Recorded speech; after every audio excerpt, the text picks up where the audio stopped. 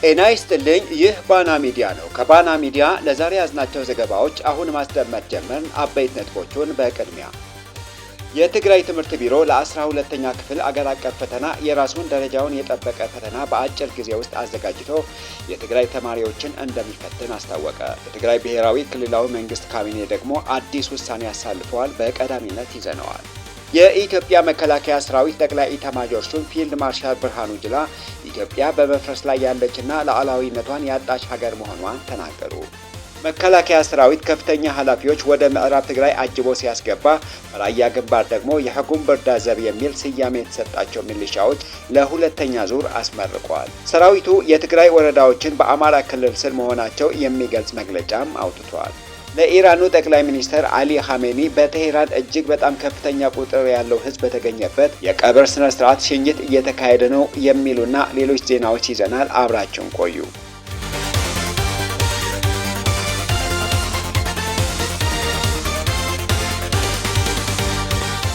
የትግራይ ህዝብ የተጋረጠበትን የህልውና አደጋ ለመመከት የተፈናቀሉ ዜጎችን ወደ ቀያቸው ለመመለስና መሰረታዊ መብቶችን ለማስከበር ሁለንተናዊ አቅሙንና ብሔራዊ ተቋማቱን ማጠናከር ግድ የሚልበት ወሳኝ ምዕራፍ ላይ መሆኑን ህዝባዊ ወያነ ሓርነት ትግራይ ህወሓት ባወጣው ሳምንታዊ መግለጫ አስታወቀ።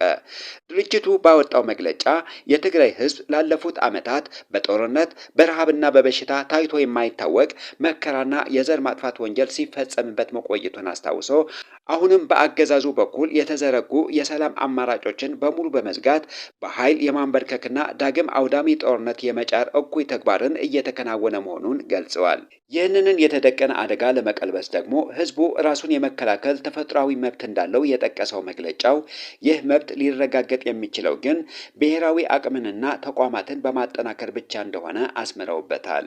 ጠላት ይህንን አቅም ለመሸርሸርና ተቋማቱን ለማፍረስ ከፍተኛ ዘመቻ እያካሄደ መሆኑን የጠቆመው ህወሓት በዚህ እኩይ ሴራ ውስጥ አንዳንድ በትግራይ ስም የሚነግዱ ከዳተኞችና የተደናገሩ ግለሰቦች የጠላትን መሳሪያ በመሆን ታሪካዊ ጥቁር ጠባሳ እየጣሉ መሆናቸውና ከህግና ከሞራል ተጠያቂነት እንደማያመልጡ በጥብቅ አስጠንቅቀዋል።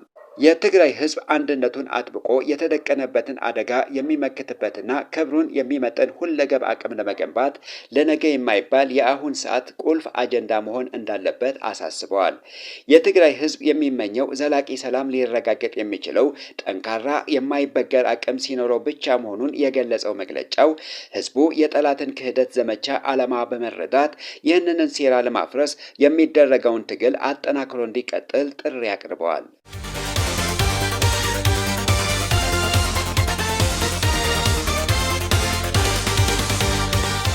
የትግራይ ትምህርት ቢሮ ለ12ኛ ክፍል አገር አቀፍ ፈተና የራሱን ደረጃውን የጠበቀ ፈተና በአጭር ጊዜ ውስጥ አዘጋጅቶ የትግራይ ተማሪዎችን እንደሚፈትን አስታወቀ።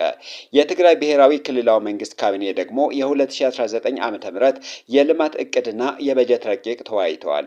በትግራይ ክልል የ2018 ዓ.ም የ12ኛ ክፍል አገር አቀፍ ፈተና አሰጣጥን በተመለከተ በፌዴራል ትምህርት ሚኒስቴርና በትግራይ ክልል ትምህርት ቢሮ መካከል ከፍተኛ የአቋም መፋለስና ውዝግብ ጠሩን ታውቋል።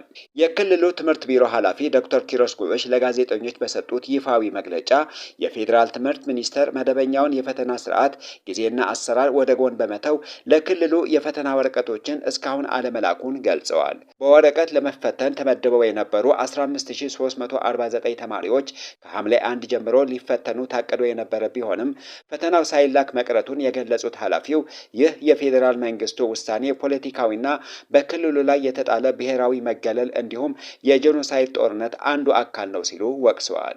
በመሆኑም የትግራይ ትምህርት ቢሮ የራሱን ደረጃውን የጠበቀ ፈተና በአጭር ጊዜ ውስጥ አዘጋጅቶ በኦንላይንና በወረቀት የሚፈተኑ አጠቃላይ 29755 ተማሪዎችን ለመፈተን መዘጋጀቱንና የክልሉ መንግስት የራሱን የመግቢያ ነጥብ ወስኖ ተማሪዎችን ወደ ዩኒቨርሲቲና ኮሌጆች እንደሚያስገባ አስታውቀዋል። በሌላ በኩል የፌዴራል ትምህርት ምዘናና ፈተናዎች አገልግሎት በበኩሉ በክልሉ ፈተናውን ሙሉ በሙሉ እንዳልተሰረዘ የሚገልጽ መግለጫ አውጥቷል። ተቋሙ እንዳስታወቀው በበይነ መረብ ኦንላይን ለመፈተን ለተመዘገቡ 14755 ተፈታኞች ከሰኔ 23 2018 ዓ.ም ጀምሮ በ6 ዙሮች ፈተናውን እየተሰጠ ይገኛል ብለዋል። በወረቀት ለመፈተን ለተመዘገቡ 15325 ተማሪዎች ደግሞ ፈተናው ከሐምሌ 22 እስከ 24 2018 ዓ.ም በመቀሌና በአክሱም ዩኒቨርሲቲዎች ውስጥ በወረቀት እንዲሰጡ ዝግጅት መደረጉን ገልጾ ተፈታኞች ሐምሌ 20 ወደ ዩኒቨርሲቲዎቻቸው ገብተው በ21 ቀን ኦሪየንቴሽን መውሰድ እንደሚችሉ አብራርተዋል። ይሁን እንጂ የትግራይ ትምህርት ቢሮ የትግራይ ተማሪዎች ከሌሎች ክልሎች በተለየ መንገድ ሌላ ፈተና እንዲወጣላቸው መደረጉ እንደማይቀበለው አስታውቋል። ከዚሁ ጋር ተያይዞ የትግራይ መምህራን ማህበር ለትምህርት ምዘናና ፈተናዎች አገልግሎት በጻፈው ደብዳቤ የፈተና ጊዜ ሰሌዳው መራዘም ላይ ያለውን ጠንካራ ተቃውሞ አሳውቋል። ማህበሩ የኦንላይን ፈተናውን መጀመሩን ቢያምንም የወረቀት ተፈታኞች መርሃ ግብር ብቻ ተለይቶ ወደ ሐምሌ 22 እስከ 24 ቀን 2018 ዓ.ም እንዲዘዋወር መደረጉ በጽኑ ተቃውመዋል። በትግራይ የሚገኙ ተማሪዎች በጦርነቱ ምክንያት ትምህርታቸው ተቋርጦ የቆየና በርካታ ችግሮችን አሳልፈው ለዚህ ፈተና የተዘጋጁ መሆናቸውን የጠቀሰው መግለጫው የትግራይ ተማሪዎች ብቻ ተለይተው የፈተና ጊዜያቸው እንዲራዘም መደረጉ ተገቢ እንዳልሆነና የተማሪዎችን ስነ ልቦና የሚጎዳ መሆኑን ገልጸዋል። በመሆኑም የሀገሪቱ ትምህርትና ምዘና ፈተናዎች አገልግሎት ቀደም ሲል ባወጣው አጠቃላይ የሀገር አቀፍ መርሃ ግብር መሰረት ፈተናውን በአስቸኳይ ተግባራዊ እንዲያደርግ ማህበሩ በጥብቅ ጠይቋል። ይህ በእንዲህ እንዳለ የትግራይ ብሔራዊ ክልላዊ መንግስት ካቢኔ ሰኔ 29 2018 ዓ.ም ባካሄደው መደበኛ ስብሰባ በፕላን ኮሚሽን የቀረበውን የ2019 ዓ.ም የልማት እቅድና የበጀት ረቂቅ ላይ በሰፊው ተወያይተዋል። ካቢኔው የቀረበውን የእቅድና በጀት ሰነድ በጥልቀት ከመረመረ በኋላ ወደ ክልሉ ብሔራዊ መንግስት ምክር ቤት ተላልፎ እንዲጸድቅ በሙሉ ድምፅ ወስነዋል። ይህ የበጀት ዝግጅትና ውሳኔ የተከናወነው ክልሉ ከፌዴራል መንግስት ሊያገኝ የሚገባውን የበጀት ድልድል፣ የነዳጅ አቅርቦትና ሌሎች መሰረታዊ ሸቀጦችን በተለያዩ ምክንያቶች በተገደቡበት እጅግ ፈታኝ ወቅት ላይ መሆኑን ተገልጿል። ክልላዊ መንግስቱ የተደቀኑበትን እነዚህ ኢኮኖሚያዊና ማህበራዊ ጫናዎች በራስ አቅም ለማቋቋምና የልማት ስራዎችን ለማስቀጠል የራሱን በጀት በራስ የመወሰንን እና የማጽደቅን እርምጃ መውሰዱን ታውቋል።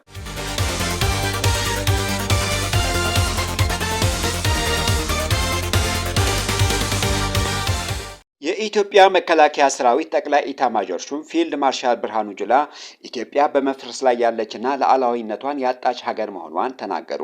ኢታማዦር ሹሙ ይህንን ያሉት የኢትዮጵያ ብሔራዊ መከላከያ ኮሌጅ በስትራቴጂና ጸጥታ ጥናት ዘርፍ ያሰለጠናቸውን 42 ከፍተኛ ወታደራዊ መኮንኖችና ከሲቪል የጸጥታ ተቋማት የተወጣጡ መሪዎችን ባስመረቀበት ወቅት ነው። ፊልድ ማርሻል ብርሃኑ ጁላ የሀገሪቱን ወቅታዊ የውስጥ ደህንነት አስመልክቶ ባደረጉት ንግግር ኢትዮጵያ ስርዓት አልበኝነት የነገሰባት፣ ሰላምና ልማት የጠፋባት፣ ዳር ድንበር መከላከል የማይቻልባት ሀገር ሉዓላዊነቷን ያጣችና እርስ በርስ የሚተላለቅባት እንደሆነች አመኑ። የውጭ ጠላት እንደፈለግ ገብቶ ዜጎቿን የሚጨፈጭፍበት የሞትና የሰቆቃ ሀገር እንደሆነች መወሰድ አለበት ሲሉ ተናግረዋል። ስርዓት አልበኝነት የነገሰበት፣ ሰላምና ልማት የጠፋበት፣ ዳር ድንበር መከላከል የማይቻልባት አገር ሉዓላዊነቷን ያጣች፣ እርስ በርሱ የሚተላለቅ የውጭ ጠላት እንደፈለገ ገብቶ ዜጎቿን የሚያጨርስበት የሞት የመከራና የሰቆቃ አገር እንደሆነች መወሰድ ይገባዋል። ይህ ንግግራቸው መንግስት በተደጋጋሚ የሚያቀርበውን የብልጽግና ደሴት አደረግናት የሚለውን የቅዠት ፕሮፓጋንዳ በግልጽ ያፈረሰና ኢትዮጵያ በአሁኑ ወቅት ያለችበትን እውነተኛ አሳሳቢ የውስጥ ቀውስ ያጋለጠ ነው ተብለዋል። ፊልድ ማርሻል ብርሃኑ ጁላ በዚህ ንግግራቸው በአብይ አህመድ ወጥመድ ውስጥ እንደገቡ እየተገለጸ ነው። ብርሃኑ ጁላ ኢትዮጵያ የባህር በር ለማግኘት በምታደርገው ጉዞ የሚጠበቀውን ስትራቴጂካዊ ድል ለማስመዝገብ ከፍተኛ የጦር መኮንኖች በቂና አስተማማኝ ዝግጅት ሊደረጉ እንደሚገባ አሳስበዋል። ጠቅላይ ኢታማዦር ሹሙ በንግግራቸው ወቅት ክልላዊ የጂኦፖለቲካ ስጋቶችን ያነሱ ሲሆን በአሁኑ ወቅት በስምምነትና በጥምረት ስም እየተካሄደ ያለውን ስልታዊ ወታደራዊ ስምሪት ታሪካዊቷ የኢትዮጵያ ጠላት በሆነችው በግብጽ የሚመራ መሆኑን በግልጽ ከሰዋል። የግብጽ ታዛዥ የሆኑ መንግስታትና ቡድኖችን በዚህ ቀጠና በማሰባሰብ ጸረ ኢትዮጵያ እቅዶችና እንቅስቃሴዎችን በስፋት እየመራች መሆኑን አክለው ገልጸዋል። ከዚሁ የደህንነት ስጋትና ወታደራዊ ውጥረት ጋር በተያያዘ ኤርትራ ሰራዊቷ በማንኛውም ሰዓት ለሚፈጠር ሁኔታ በተጠንቀቅ እንዲቆም ጥብቅ ትዕዛዝ ማስተላለፏን ሰምተናል። ከዚሁ በተጨማሪ በአዲስ አበባ ያለውን የብልጽግና አገዛዝ ለመገርሰስ በማለም የትግራይ፣ የኤርትራ፣ የሱዳን፣ የፋኖ፣ የኦነግ፣ የአፋርና የቤንሻንጉል ጉሙዝ ኃይሎች በጋራ በመሆን አዲስ ወታደራዊ እቅድ ማውጣታቸው ታውቋል። እነዚህ የተቀናጁ ኃይሎች ወደ ዋና ከተማዋ አዲስ አበባ በ8 የተለያዩ አቅጣጫዎች ለመግባት የሚያስችላቸውን ዝርዝር የውጊያ ካርታ ማዘጋጀታቸው ተሰምቷል።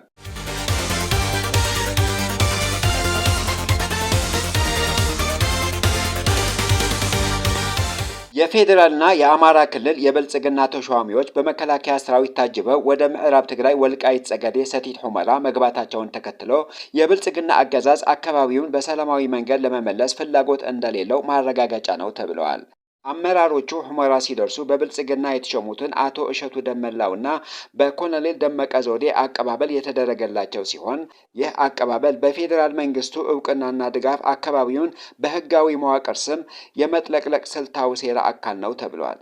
ቀደም ሲል የተከዘዘ በሚል መደበኛ ባልሆነ መንገድ ይንቀሳቀስ የነበረው ኃይል አሁን በፌዴራል መንግስት አማካኝነት መደበኛ ማዕረግና በጀት ተመድቦለት ህጋዊ የመንግስት መዋቅር እንዲሆን እየተደረገ ይገኛል። ይህ ተግባር የፕሪቶሪያውን የሰላም ስምምነት በግልጽ የጣሰና የትግራይን ሉዓላዊነት ለመንጠቅ የታለመ ስትራቴጂካዊ ውዲት መሆኑን ተገልጿል። ቀደም ሲል በ2016 ዓ.ም ጀነራል ጻድቃን ገብረትንሳኤ ከመከላከያ ውጭ ያሉ ኃይሎች ከምዕራብ ትግራይ እየወጡ ነው ማለታቸው አይዘነጋም።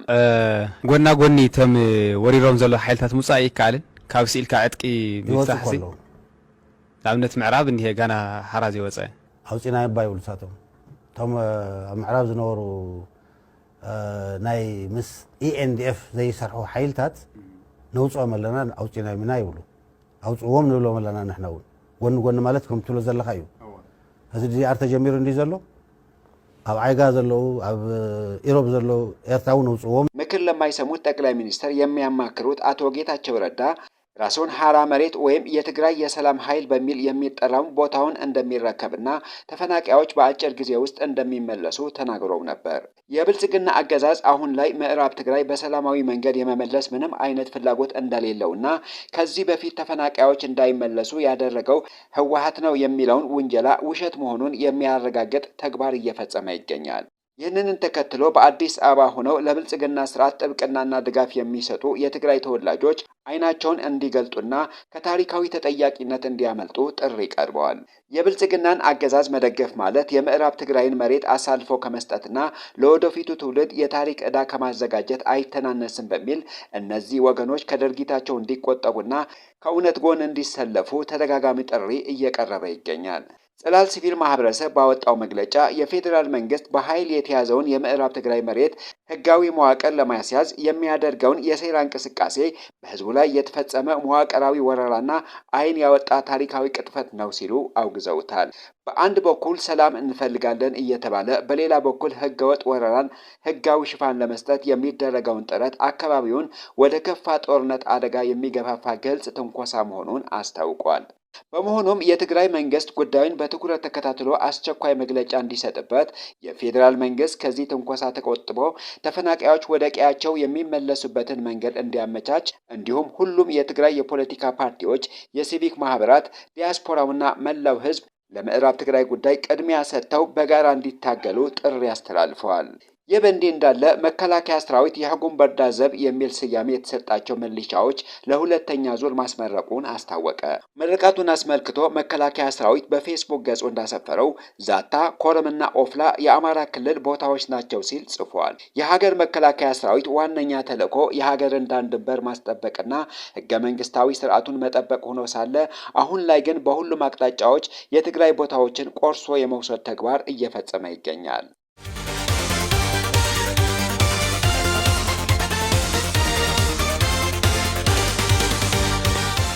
በሶስት የሰሜን አሜሪካ ታይቶ ቀይ ካርድ ተሰጥቶት ነበር።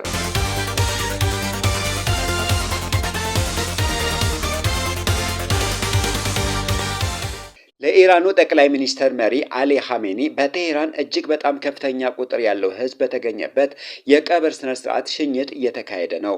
በቴህራን ለሶስት ተከታታይ ቀን ከፍተኛ ቁጥር ያለው ህዝብ የተሰበሰበ ሲሆን የሀገሪቱ ባለስልጣናትና የኻሜኒ ደጋፊዎች በአሜሪካና በእስራኤል ላይ የአጸፋ እርምጃ በቀል እንዲወሰድ እየጠየቁ ይገኛሉ። የኢራኑ ጠቅላይ መሪ አሊ ኻሜኒ የቀብር ስነ ስርዓት የሽኝት ጉዞ በቴህራን የተጀመረ ሲሆን የሀገሪቱ ባለስልጣናት መንግስታቸውን ከአሜሪካና እስራኤል ጋር በተደረገው ጦርነት ያሳየውን ጽናት አወድሰዋል። መሪያቸው በመገደላቸው ጠንካራ የበቀል እርምጃ እንደሚወሰድ ዝተዋል። እድሜያቸው 86 የነበሩ አሊ ኻሜኒ ሀገሪቱን ለ37 ዓመታት ከመሩ በኋላ የጦርነቱ መጀመሪያ በነበረ የካቲት 21 በተሰነዘረ የአየር ድብደባ መገደላቸው ይታወሳል። አስከሬናቸው በቴህራን ታላቁ ምስል ሃይማኖታዊ ማዕከል ለ2 ቀናት ከቆየ በኋላ ሰኞ ዕለት በዋና ከተማዋ ቴህራን የ12 ሰዓታት የሽኝት ጉዞ የጀመረ ሲሆን በወቅቱም እጅግ ከፍተኛ ቁጥር ያለው ህዝብ አጅቦታል። ከኻሜኒ ጋር አብረው የተገደሉት የልጃቸው የአማቶቻቸውና የ14 ወር ሴት የልጅ ልጃቸው አስከሬንም በቦታው ተገኝተዋል።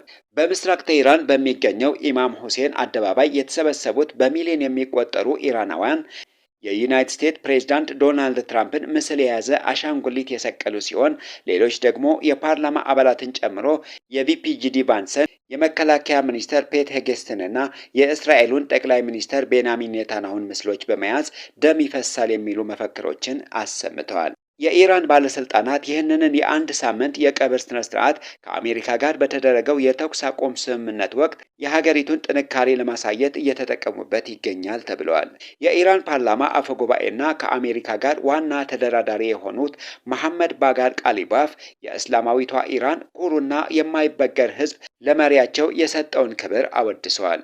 የሰኞው የሽኝት መርሃ ግብር ማክሰኞ በሃይማኖታዊቷ ከተማ ቆም፣ ረቡዕ ደግሞ በኢራቅ ቅዱሳን ከተሞች ናጃፍና ከርባል የሚቀጥል ሲሆን በመጨረሻም ሐሙስ ዕለት በትውልድ ከተማቸው ማሽሃድ ቀብራቸው ይፈጸማል።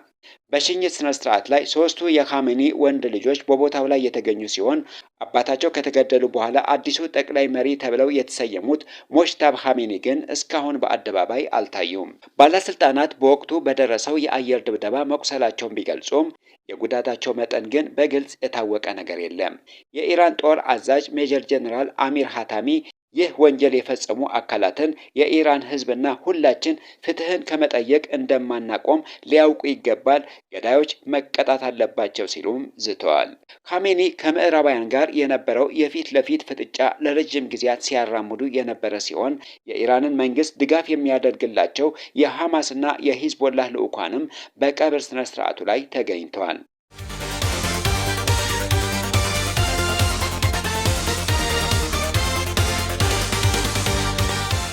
የተከበራችሁ የባና ሚዲያ ተከታታዮች ለዛሬ ያዝናቸው ዜናዎች እነዚህን ይመስሉ ነበር። ስለተከታተላችሁን ከልብ እናመሰግናለን።